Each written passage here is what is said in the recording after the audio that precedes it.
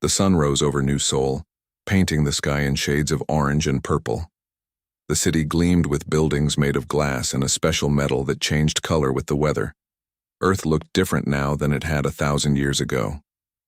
People lived longer, worked less, and most importantly, they hadn't fought wars in centuries. Tae-hyun Lee stood at the window of the United Earth Council building. As Admiral of Earth's Defense Forces, he had the easiest job in human history.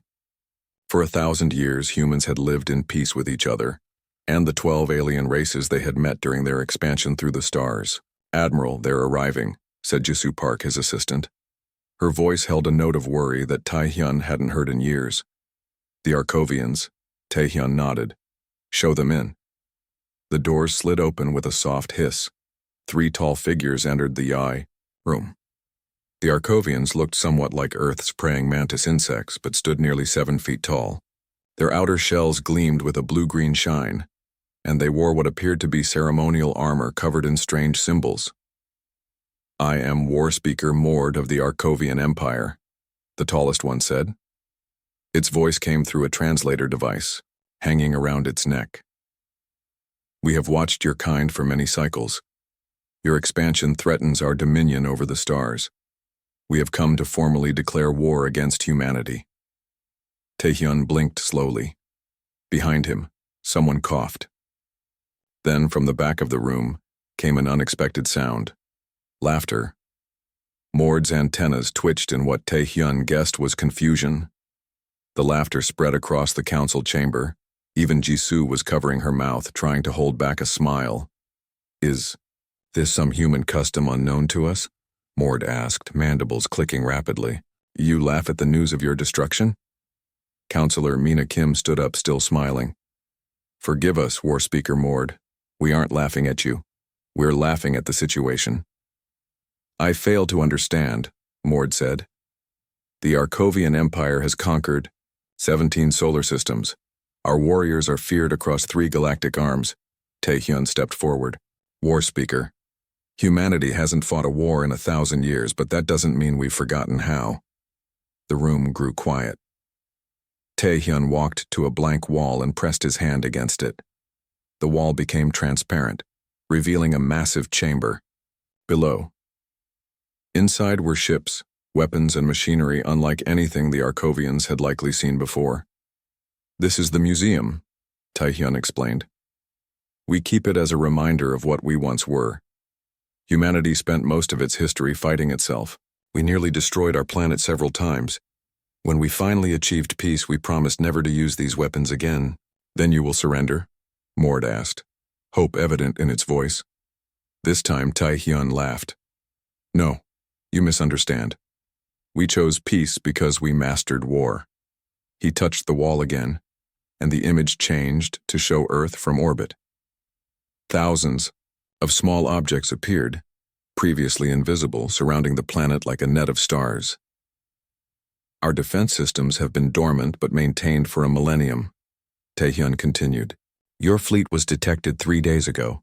We could have destroyed it before you reached our solar system, but we wanted to talk first." Mord's companions shifted nervously. "Impossible. Our ships use stealth technology beyond your understanding." Jisoo laughed again, but kindly. "War Speaker, we invented that technology 800 years ago and moved beyond it 700 years ago." Tae-hyun nodded to a technician, who tapped several commands into a tablet. On the screen, the image zoomed out to show the entire Arcovian fleet. Then, one by one, the ship's lights went out. "We just disabled your fleet's weapons and communication systems," Tae-hyun explained. "No one was hurt." Mord's antennas drooped. "How?" "We detected no energy weapons, because we don't use energy weapons anymore." Tae-hyun smiled. "Now shall we discuss peace terms? Or would you like another demonstration?" The secondary war speaker stepped forward.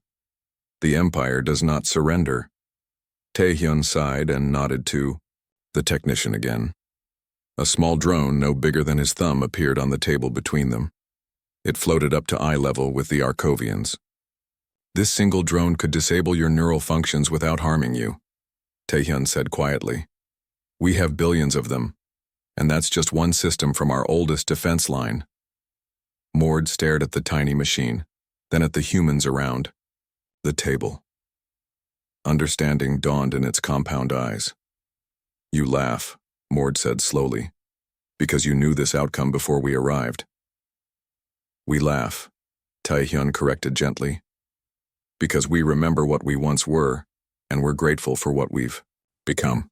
Now, would you like some tea while we discuss how the Arkovian Empire can join humanity's peaceful alliance? Aboard the Arkovian flagship Eternal Conquest, War Speaker Mord paced the command deck. His long legs clicked against the metal floor as he moved back and forth. The ship hummed with energy, but its weapons remained offline. The entire Arkovian fleet, 50 warships strong, floated helplessly in space. Impossible, Battlemaster Krek hissed, his mandibles clicking in frustration. Their technology shouldn't be this advanced. Our intelligence gathered for decades. Mord stopped pacing. They said they've had peace for 1,000 years. Our reports confirmed this. Then how? Krek slammed his claw against the control panel. How do they maintain such weapons without using them, without testing them in battle? On the main screen, a small Earth vessel approached. It was elegant and slim, clearly not designed for war.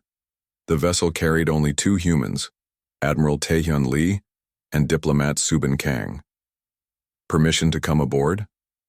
Admiral Lee's voice came through the communication system. Mord hesitated, then nodded to his communication officer. Minutes later, the 2 humans walked onto the Arkovian command deck. Neither appeared afraid. In fact, the female human, Subin, smiled warmly at the assembled Arkovians. "Thank you for hosting us," she said, bowing slightly. "We bring no weapons, only information." "Information?" Krek clicked angrily. "You've disabled our entire fleet." "Temporarily," Admiral Lee said. "As a precaution. Your weapons will function again when we leave." He held out a small device that projected a 3-dimensional image of Earth's history. "We thought you should understand who you challenged to war," Subin explained. The images showed humans fighting humans, cities burning, weapons of increasing power. The Arkovians watched in silence as the history unfolded. World wars, nuclear weapons, biological warfare. "This can't be real," whispered Science Master Voom, the 3rd highest-ranking Arkovian present. "No species would do this to itself and survive." "We nearly didn't," Admiral Lee said quietly. "The 3rd global conflict almost ended us. 2 billion died. That's when we finally learned our lesson." Mord studied the human admiral. "If you are so peaceful now, why maintain such weapons?" Subin smiled sadly. "We don't want to use them. But we remember what we were, so we keep researching defense, not offense. The weapons that disabled your fleet caused no harm to your crew. That was by design." On a different screen, data began to flow, information about human defense systems. The Arkovians studied it with growing disbelief. "This shield technology," Science Master Voom pointed, "it's beyond theoretical physics as we understand it." "We developed it 300 years ago," Subin said. "It was part of a school project."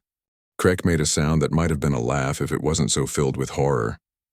"A school project? Children designed this?" "Our children learn our history so they can help build a better future," Admiral Lee explained. "They study war to prevent it." Mord moved closer to the humans. "The Arkovian Empire has conquered 17 systems. None resisted effectively." "We know." Subin nodded. "We studied those conquests before you arrived. Those species surrendered quickly because they feared destruction. They had little experience with war." "And you do not fear destruction?" Mord asked. "We feared it so much," Admiral Lee said, "that we mastered it, then locked it away. What you see is only our first line of defense. The archives contain much more." Mord's antennas twitched rapidly as he processed this information. The Arkovian Empire had indeed conquered many worlds, but those conquests had been largely ceremonial. Most species surrendered after a show of force. Actual fighting was rare and limited. "Have you ever fought a total war, War Speaker?" Admiral Lee asked quietly. Mord didn't answer. The truth was shameful.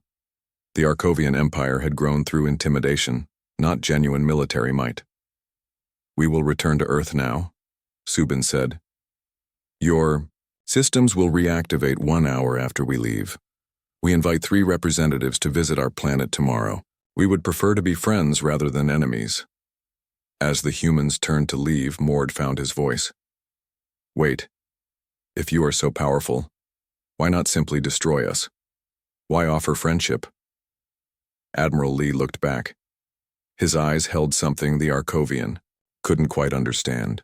Not triumph or threat, but something softer. "Because 1,000 years ago we realized something important," he said. "True strength isn't about how well you can destroy. It's about what you choose to build instead." After the humans left, the Arkovian command deck remained silent. Mord stared at the information still displayed on their screens. For the first time in his life, the war speaker felt something new. Doubt. "Prepare a diplomatic team," he finally said. "Tomorrow we learn more about these humans." The following morning, 3 Arkovian representatives followed Director Junho Han through the wide halls of Earth's Defense Museum. The building stood tall and proud in the center of New Seoul, its walls made of a strange material that seemed both solid and shifting like water frozen in time. War Speaker Mord, Science Master Voom, and Battlemaster Krek walked silently, their compound eyes taking in everything. Human children moved around them in groups, listening to teachers explain old weapons sealed behind clear barriers. The children showed no fear of the tall, insect-like aliens, only curiosity. "Your young study weapons?" Mord asked, watching a small girl point at something called a tank. "They study history," Director Han corrected. "Both our achievements and our mistakes." He led them into a large round room where the walls suddenly disappeared, replaced by a perfect view of stars. "This is the simulation chamber." A young woman stepped forward. She wore a simple blue uniform with a silver pin shaped like Earth. "I am historian Yoonjin Yoon," she said with a slight bow. "I will guide you through human military history." The stars around them shifted, forming into a view of ancient Earth. Humans fought with simple weapons, spears, swords, bows. Then the Yaisa scene changed, showing larger battles, more complex weapons. With each shift in time, the destruction grew worse. "Stop," Science Master Voom said suddenly as the image showed a city disappearing in a flash of light. "What weapon was that?" "Atomic," Yoonjin replied calmly. "We developed it nearly 1,000 years ago. It split atoms to release energy." Battlemaster Krek's antennas twitched in disbelief. "Your species used such weapons against itself?" "Twice in war," Director Han said. "Then we developed even more powerful ones. Thousands of them." For 50 years, the major powers of Earth lived knowing they could destroy each other completely within hours. The simulation continued, showing more recent conflicts. Tiny machines swirling like dust clouds. Weapons that altered weather. Devices that could control gravity itself. "Enough," Mord said finally. His voice sounded tired. "We understand. You were warriors beyond compare." Yoonjin smiled gently. "No, War Speaker, you don't understand yet. This is what we were. Now we will show you what we are." She touched a control panel, and the room changed again. This time, it showed Earth and its colonies on Mars, Venus, and the moons of Jupiter. Beautiful cities floated in space. Gardens grew in places that once seemed impossible for life. "After our last war, we turned our knowledge to building instead of destroying," Director Han explained. "The same science that made terrible weapons now creates food from almost nothing. The energy that powered bombs now powers homes for billions." "Yet, you maintain defenses," Battlemaster Krek noted. "Advanced ones." "Yes," Yoonjin nodded. "Because we remember. Please follow me." She led them into another room where a single small cube sat on a table. It was black and perfectly smooth, about the size of a human hand. "This is a demonstration model of our current standard defense unit," she explained. "One like this disabled your fleet yesterday." Science Master Voom moved closer, studying it. "How does it function?" It creates a field that temporarily disrupts energy patterns, Director Han said. No moving parts, no radiation, no permanent damage. Suddenly, Battlemaster Krek lunged forward, grabbing Yunjin with his claws. It happened so fast that Director Han barely had time to blink. If you are so peaceful, Krek hissed, then you are weak in some way. No defenses can stop a direct physical attack. Nobody moved. Yunjin remained perfectly calm in the alien's grip. Then she smiled. "You're not touching me," she said softly. Krek looked down. His claws seemed to hold the human, but there was a faint shimmer between them. He pressed harder but couldn't reach her actual body. "Personal shields," Director Han explained as Krek released his grip in confusion. "Most humans wear them now. Not because we expect attack, but because they also protect against accidents. They're standard in children's clothing." Mord stepped forward. "You use defense technology in daily life?" "Of course," Yunjin said. "The best weapons are those you never need to use. The best protection is one you barely notice." Director Han gestured toward the exit. "Now would you like to see how we might work together? We have some ideas for helping the Arkovian Empire improve its farming systems. Your people could eat better food than military rations." As they walked out, Mord fell into step beside Director Han. "Yesterday humans laughed when we declared war," the Arkovian said quietly. "Now I understand why." "Do you?" Director Han asked. "Yes," Mord replied. "You were never afraid." "Not for a moment." Director Han stopped walking. "That's not why we laughed. War Speaker, we laughed because we recognized ourselves in you. 1,000 years ago we were the Arkovians, and we hoped you might learn faster than we did." 3 days had passed since the Arkovians' arrival. War Speaker Mord had sent most of the fleet back to Arkovian space, keeping only his command ship in Earth orbit. Now he sat in a quiet garden, with Admiral Taehyun Lee watching butterflies dance between flowers. "Your world is beautiful," Mord said, his translator making his clicking speech sound almost musical. "I did not expect warriors to value such gentle things." "We're not warriors anymore," Taehyun replied, pouring tea into small cups. "We're builders, farmers, explorers, and caretakers." "Yet you maintain the archive," Mord said. His compound eyes reflected the sunlight as he turned to face the human. "Your leaders mentioned it several times. What is this archive?" Taehyun sipped his tea before answering. "It's time you saw it. Come with me." They walked through the garden to a small building that seemed unremarkable. Inside, Taehyun pressed his hand to a wall and the floor began to sink. They descended deep underground, the walls around them glowing with soft blue light. "We are now 3 miles below the surface," Taehyun explained as they stepped into a vast chamber. The space stretched farther than Mord could see, filled with rows of crystal containers. Each held what looked like a small cube of light. "This is the archive," Taehyun said. "Every weapon design, defense system, and military strategy humans have ever created is stored here. Not as plans or models, but as complete systems ready for use." Mord moved closer to one of the crystal containers. Inside, the cube of light pulsed gently. "These are weapons?" "Some are weapons, others are defenses. Some are both," Taehyun explained. "That one could disable every electronic system in a 100-mile radius without harming any living thing." They walked deeper into the archive. Mord noticed that some containers were marked with red symbols. "Those we hope never to use," Taehyun said, following the Arkovian's gaze. "They could destroy entire planets." "Then why keep them?" Mord asked. "Because forgetting is dangerous," came a new voice. An old woman walked toward them, leaning on a wooden cane. Despite her age, she moved with purpose. "I am Minji Kang, keeper of the archive." Taehyun bowed deeply to the woman. Keeper Minji was once our greatest military mind. Now she guards our history. Minji studied the Arkovian with wise eyes. "For 500 years, I have made sure we remember what we were capable of. Not to use it, but to never forget why we chose a different path." She led them to a special container in the center of the chamber. This one was larger than the others, and the light inside wasn't contained in a cube. Instead, it flowed like water. This is the first peace tool, Minji explained. 1,000 years ago, it ended our last war by shutting down every weapon on Earth for one day. Just one day of forced peace.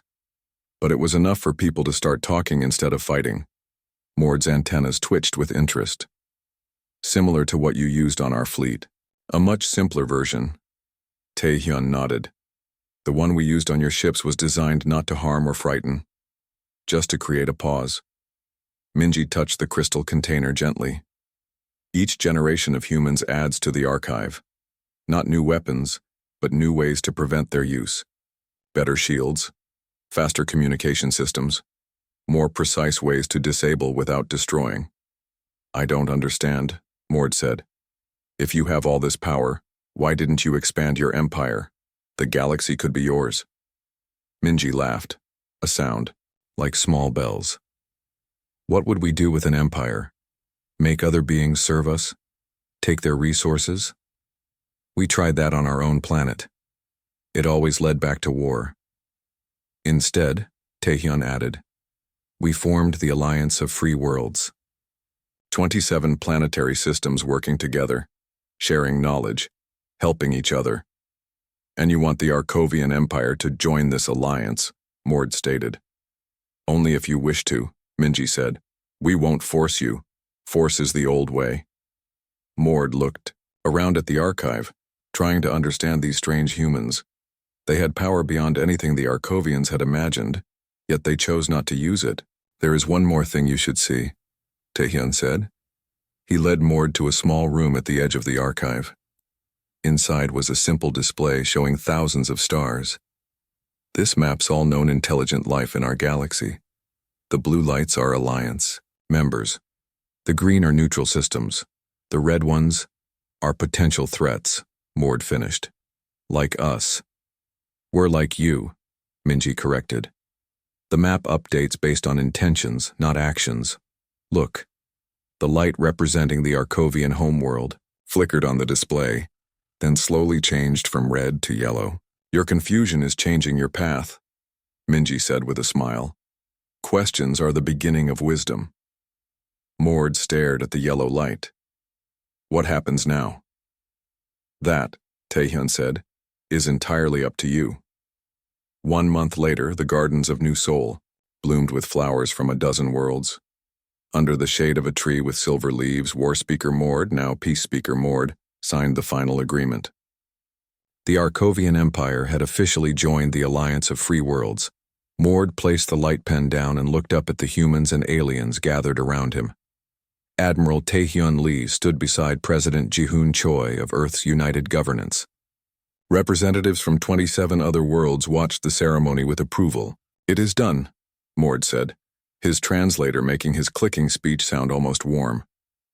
The Arkovian people will walk a new path. President Choi stepped forward. He was an older man with kind eyes and hands that showed years of working in gardens. Not a new path, he corrected gently. An ancient one. Working together is the oldest way of all. After the formal ceremony ended, Mord found himself walking through the garden with Taehyun and Minji. The old keeper moved slowly but seemed stronger than when they had first met in the archive. The 17 worlds the Arkovian Empire claimed, Mord said, his voice low. We will free them now, but I fear they will hate us. Change takes time, Minji said. Trust even longer. But it will come. They stopped at a small pond where fish, with scales like rainbows, swam in circles. Taehyun tossed small bits of food to them, smiling as they raced to eat. There is something I must know, Mord said after a long silence. When we first arrived and declared war, why did you truly laugh? I understand you were not afraid. But laughter is more than the absence of fear. Taehyun exchanged glances with Minji. The old woman nodded. We laughed, Taehyun began, because your arrival answered a question we had been asking ourselves for centuries. What question? Mord asked. Whether peace can last, Minji said. For 1,000 years we wondered if we had truly changed, or if we were just waiting for the right reason to become warriors again. Taehyun nodded. When you declared war, we faced a choice. We could fight and win easily, or we could find another way. And we realized immediately that we wanted to find another way. You laughed with relief, Mord said slowly, understanding now. Not at us, but at yourselves. Yes, Minji smiled. We discovered that 1,000 years of peace had changed us at our core. The old instincts to fight, to dominate. They've grown weak. New instincts have taken their place. From a nearby building came the sound of young voices. A group of children ran into the garden. Human children playing with young Arcovians. The smaller aliens still looked fierce with their mandibles and compound eyes, but they played a simple game of catch with their human friends. Your children arrived yesterday, Taehyun explained. The first educational exchange, they seem to be adjusting well. Mord watched the children play. A young Arcovian fell and made a distressed clicking sound. Immediately, a human girl helped it up and checked, to make sure it wasn't hurt. This morning, Mord said quietly, I received a message from our science council. They wish to begin converting our warships to exploration vessels. They say, he paused, as if still surprised by the words. They say that conquering takes too much energy that could be better used for discovery. Minji laughed, the sound like small bells in the wind. They learned quickly. Faster than we did, Taehyun agreed. A soft tone sounded from a device on Taehyun's wrist. He looked at it and smiled. The Alliance Council has approved your request.